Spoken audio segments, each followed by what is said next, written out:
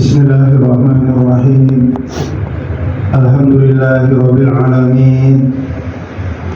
Tsumma alhamdulillahirabbil alamin. Wa ba'da dzalika alhamdulillahirabbil alamin. Asyhadu an la ilaha illallah wahdahu la syarika lah al-malikul haqqul mubin. Wa asyhadu anna sayyidana wa nabiyyana Muhammadan abduhu wa rasuluhu al-mab'uth rahmatan lil alamin. Allahumma fasalli wa sallim wa barik ala hadha nabiyyil karim habibina wa syafi'ina wa maulana Muhammadin sallallahu alaihi wasallam wa ala alihi wa ashabihi ajma'in. Amma ba'du, faya ahlal jum'ah, usikum wa iyaya bitaqwallah, wa qad fazal muttaqunal mukhlisun. Qala Allah Ta'ala fil Qur'anil 'azim wa huwa asdaqul qailin. A'udzu billahi minasy syaithanir rajim. Wa'adallahu alladhina amanu minkum wa 'amilus shalihat la yastakhlifannahum fil ardh kama istakhlafal ladzina min qablihim wa la yumakkinanna lahum dinahum alladzi irtada lahum wa la yubaddilannahum min ba'di khawfihim amna ya'budunani la yusyrikuna bi syai'a wa man kafara ba'da dzalika fa ulaika humul fasiqun. Shadaqallahul azim. Sidang Jumat yang dimuliakan Allah, puji syukur mari kita panjatkan kehadirat Allah yang menciptakan kita, yang menghidupkan kita, yang kelak mematikan kita. Semoga kita dihidupkan dengan iman dan Islam, dan semoga kelak kita diwafatkan juga dengan iman dan Islam. Salawat dan salam semoga tercurah kepada Rasulullah sallallahu alaihi wasallam, tauladan terbaik kita, contoh terbaik kita, model terbaik kita sepanjang masa. Semoga Allah berikan kita taufik, kekuatan lahir batin agar kita bisa meneladani Rasulullah dalam segala aspek urusan kita. Sidang Jumat yang dirahmati Allah, tema khutbah Jumat kita siang ini 3 serangkai. Itu istilah saya, 3 serangkai. Dalam mukadimah khutbah saya kutipkan firman Allah surah 24 atau surah An-Nur ayat 55. Sekali lagi saya ulang biar diingat-ingat nanti di rumah. Bisa kita buka surah 24 atau surah An-Nur ayat 55. Tadi sudah saya bacakan. Artinya Allah berjanji kepada orang-orang yang beriman di antara kalian dan beramal soleh.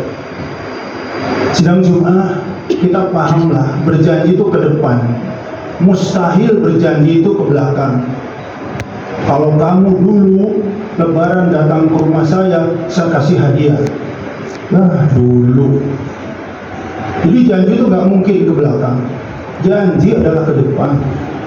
Jadi Allah berjanji kepada orang-orang yang beriman di antara kita dan beramal soleh. Ya kita.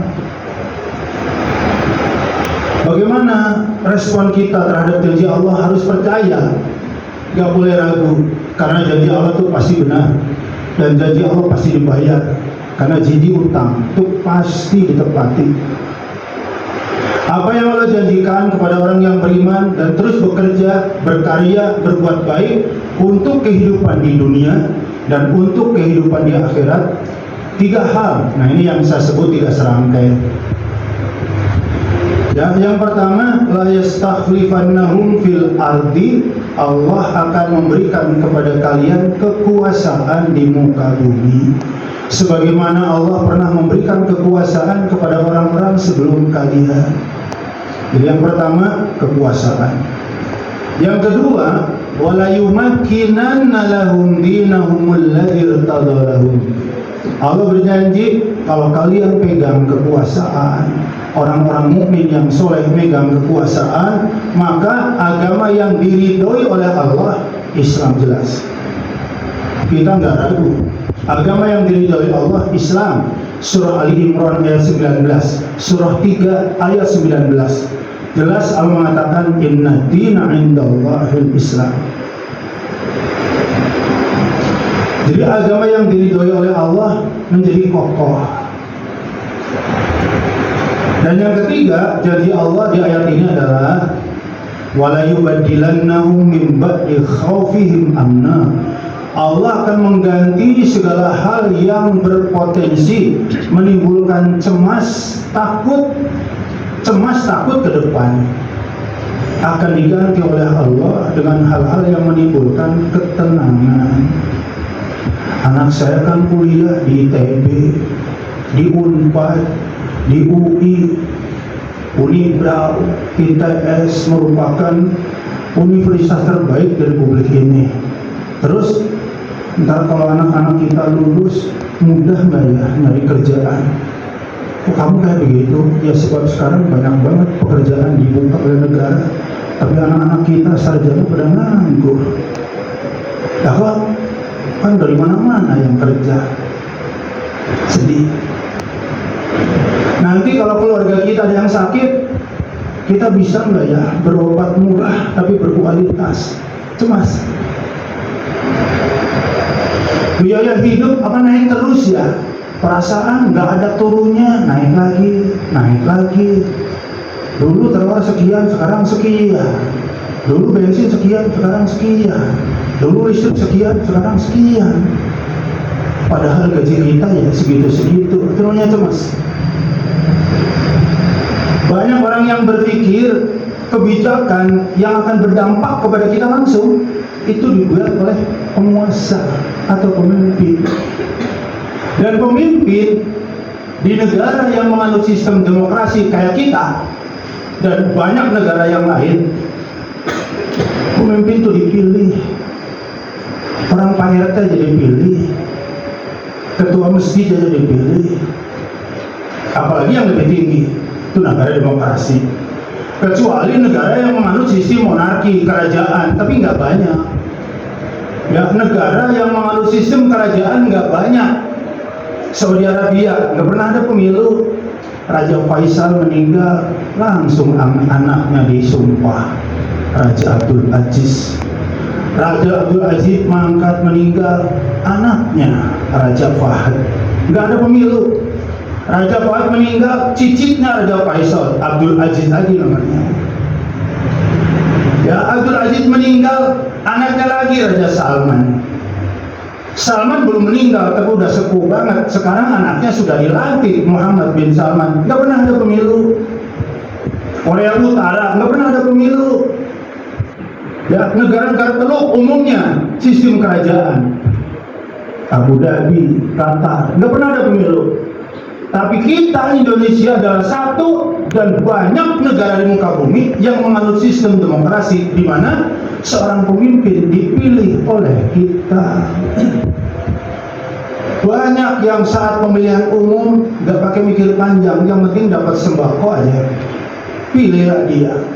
Begitu jadi bikin kebijakan, ya tarif dasar listrik naik, pulsa naik, kebutuhan pokok naik. Dia terkejut, gimana sih? Nah, ini namanya lucu, tapi bukan pelawak. Nah, kok lucu? Kalau saya milih dia kemarin dengan iming-iming sembako seplastik yang nilainya 150 sampai 300, terus sekarang dia terpilih menaikkan, dia nggak usah ngeluh, kan dia milih, kan saya yang milih. Jadi kalau kita dapat pemimpin yang kita pilih lantaran imbalan sembako, setelah dipilih menaikkan ini dan itu, jangan ngeluh. Loh, kalau ngeluh lucu, padahal kita bukan pelawak. Banyak orang menganggap kebijakan yang berlaku buat kita nggak ada hubungannya dengan politik. Erat banget. Politik proses memilih. Memilih siapa? Pemimpin. Dan yang buat kebijakan itu pemimpin, bukan rakyat. Tarif tol naik apa turun, rakyat yang naikin. Rakyat yang bukan penguasa. Jadi kaitannya erat. Ya, jadi kenaikan semua yang menjadi hajat kebutuhan kita manusia itu pasti oleh penguasa. Penguasa dipilih lewat proses politik. Jadi anak bangsa, terutama kita umat Islam, benar-benar harus melek tentang politik. Bodoh amat siapapun yang terpilih tuh. Masih banyak di antara kita. Padahal Al-Quran bicara 3 serangkai jangan dipisah.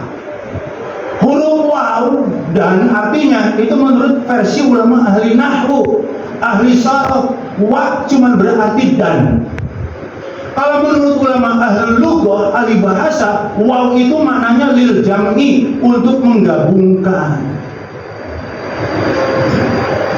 Jadi kekuasaan, agama, dan dampaknya itu merupakan 3 serangkai yang gak boleh dipisahkan.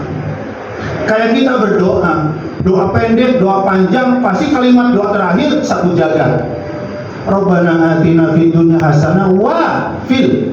Tidak ada orang yang menggunakan Rabbana atina fid dunya hasanah au fil. Kenapa? Wa artinya dan, au artinya atau. Kalau dan lil jam'i, jangan pernah dipisahkan urusan dunia dengan urusan akhirat.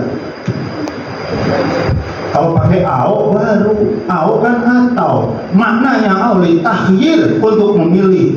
Saya yakin nggak ada satupun kita muslim dari ormas apapun yang berdoa kalau diterjemahkan, ya Allah berikan aku kebaikan di dunia saja, biarin deh di akhirat belangsak masuk neraka. Nggak ada. Ya Allah kebaikan aku, berikan kepadaku kebaikan akhirat, biarinlah di dunia belangsak. Nggak ada. Makanya pakai wa. Rabbana atina fid dunya hasanah wa fil. Itu artinya apa? Dunia dengan akhirat digabungkan. Kenapa? Kan nggak mungkin kita beramal untuk akhirat di akhirat. Kita beramal untuk akhirat sekarang. Jadi kayak dari-jadinya orang kalau memisahkan itu urusan dunia, jangan bawa-bawa urusan akhirat. Ini politik urusan dunia, jangan bawa-bawa agama. Itu namanya orang linglung. Jangan pernah dipisahkan, harus dikawinkan, disinergikan. Allah yang bilang tadi di surah An-Nur ayat 55, kalau kita beriman dan benar-benar beramal soleh, aku akan berikan kepada kalian kekuasaan seperti aku pernah berikan kepada orang-orang sebelum aku. Semua para nabi dan rasul diutus oleh Allah ke muka bumi, itu kedudukannya khalifah, pemimpin, berkuasa. Emang penting kekuasaan? Allah mengatakan nomor 2, salah satu fungsi kekuasaan, jikalau Anda pemimpin, bupatilah paling enggak, atau wali kota lah, syukur gubernur, syukur jadi presiden. Tugas kekuasaan pemimpin dalam Islam secara umum sama. Jadi kalau ada orang mengatakan partai apapun sama, mungkin ada yang sama, tapi ada satu yang beda. Ya, jadi kalau Anda berkuasa, tugas pertama tegakkan keadilan. Dari partai apapun pasti itu. Kalau saya terpilih, berjanji akan menegakkan keadilan. Emang tugas kekuasaan. Karena adil universal, semua anak bangsa butuh diperlakukan adil. Menciptakan rasa aman, iya dong. Jadi ketika ada kegaduhan, oh dia nih yang melakukan. Maka yang punya otoritas untuk menciptakan keamanan, ya kekuasaan, penguasa. Tangkap pelakunya, proses hukum, supaya jangan bikin onar lagi di mana-mana. Kan kalau kita yang main hakim sendiri, ntar kena delik. Kalau penguasa kan dijamin oleh undang-undang. Paling kita nangkep maling doang, jangan dipukulin, serahkan ke aparat. Biar diproses hukum, biar tidak mengulang lagi perbuatan yang sama dimanapun. Siapa yang menegakkan itu? Kekuasaan lah. Menciptakan lapangan kerja, iya dong. Punya duit, Bappenas panggil kepala Bappenasnya. Sekarang presidennya saya. Tolong rancang 5 tahun ke depan. Begini. Duitnya gimana? Nanya sama Menteri Keuangan. Ada nggak duitnya? Duitnya dapat dari mana? Dari Anda. Pajak motor, pajak mobil, pajak apa? Dari kita. Dan sekarang bikin proyek banyak, yang dipanggil untuk ngerjain dari mana-mana. Terus lulusan ITB terbaik kita kemana? Lulusan ITS terbaik kita kemana? lulusan Unpad terbaik kita kemana? Kalau sarjana kita terbaik nggak punya kesempatan kerja di sini, tutup aja itu universitas, buang-buang duit. Kan yang membiayai universitas negeri semuanya negara. Dan sekarang lulusannya nggak dipakai. Apa artinya? Sekali lagi jemaah yang dirahmati Allah, jangan ada yang abai ngomongin kekuasaan. Fokus kita umat Islam dengan cara yang baik, dengan cara yang benar, dengan cara yang bermartabat. Tegakkan keadilan, ciptakan rasa aman, dan menciptakan lapangan kerja yang banyak-banyaknya. Biar anak bangsa gak susah nyari kerja dan gak harus pergi ke luar negeri. Sekali lagi, Anda jadi presiden, megang kekuasaan, panggil menteri kepala Bappenasnya, panggil menteri keuangannya, bikin kerjaan, serap semua lulusan-lulusan terbaik kita. Baru keren. Ya, ngayomin semuanya, itu tugas pemimpin. Ayomin dong, jangan di depan orang yang kaya ramah, di depan orang yang nggak berdaya galak. Jangan. Tugas pemimpin ayomin semuanya. Kayak kita punya anak yang pintar, yang berprestasi, sama yang belet, yang bodoh, jangan dibeda-bedain. Bagaimanapun itu semuanya anak saya. Siapa yang tugas kayak gitu? Pemimpin, penguasa.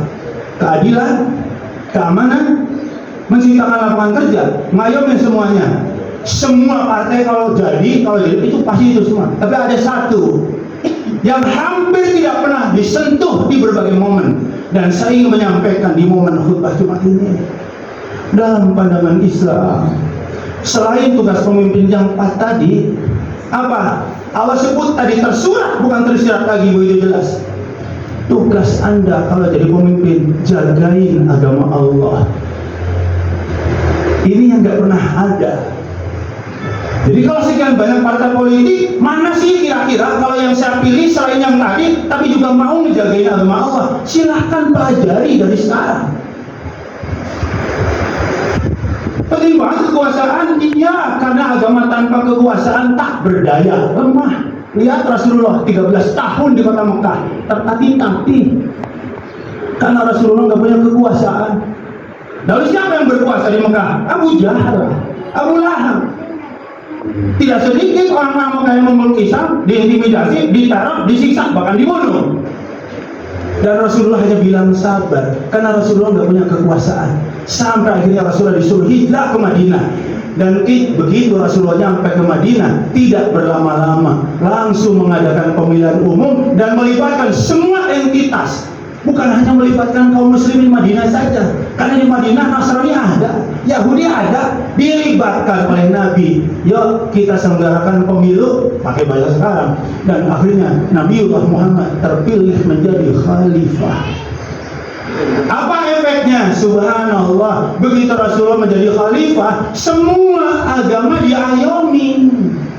Dan orang-orang non-muslim di Madinah yang memeluk Islam tidak ada yang diteror lagi.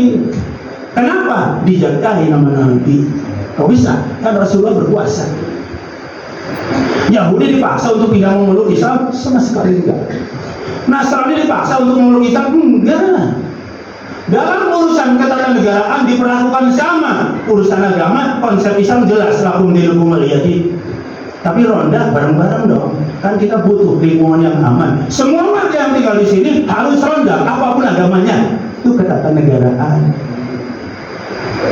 Iuran sampah semua dong. Kita ingin lingkungan yang bersih, bayar sampah. Semua yang ada di sini bayar sampah. Rasulullah memperlakukan umum, tapi untuk urusan agama Rasulullah nggak cawe-cawe. Lakum dinukum waliyadin.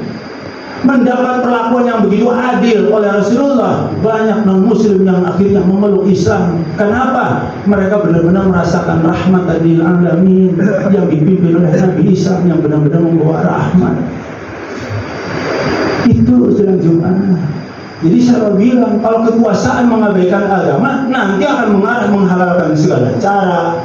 Agama tanpa kekuasaan seperti berjalan dengan satu kaki, payah.